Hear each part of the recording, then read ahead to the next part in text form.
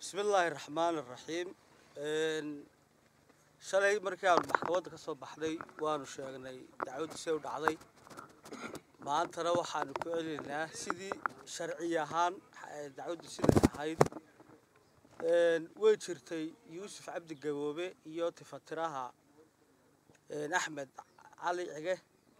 oo lagu soo eedeeyay dacwada loo haystay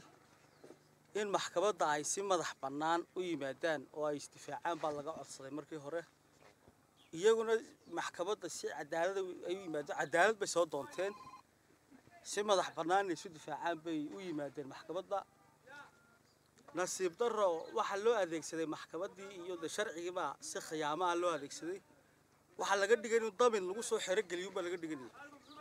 meesha wax cadaalad la qaadayay wax kiis la qaadayay muu jirin markii uu soo galay shabag baa lagu riday hadalkii iyo doodihii sharciyeen wadnay waxba laga ma dhageysanayn meesha dadkii ninka ka cabanayay ee waxba iga qoray lahaa haday wasiir tahay haday xeeraal tahay haday boolis tahay haday ay maxkamad tahay dhaliilihii iyo ummadda wixii uu bandhigi jiray dadkii ka careysnaa ee u ciilka qabay ayaa shabagii isugu yimid oo markii dambe maxkamaddii la xidhayna shabagaas lagu reebay isaga halkaas ku jiro waa la caay wax walba lagu lahaa marka nin shabag lagu soo ritay buuha waxay la mid ahayd sidii libaax shabag lagu soo riday oo dacweynaha raraa kaga ciyaaro kale ayuu baahay meesha wax dacwada iyo wax sharci socday midna mu jiro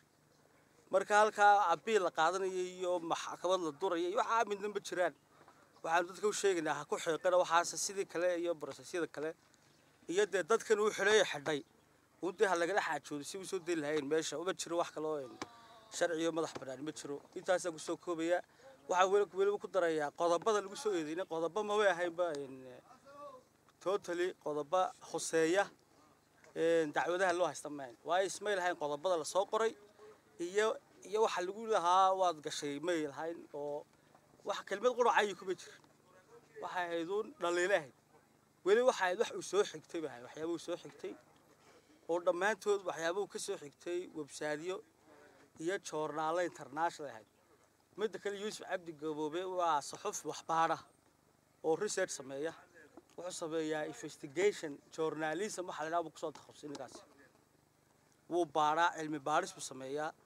waxyaabo xogtooda hayo oo caalamiga ay soo bandhigaa marka waxyaabahaas dhibana laga ahaa oo laga xalaaqsanaa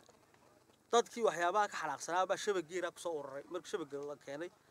oo jaafa jirqiya cay iyo aflagaado ayaa lagu la kacay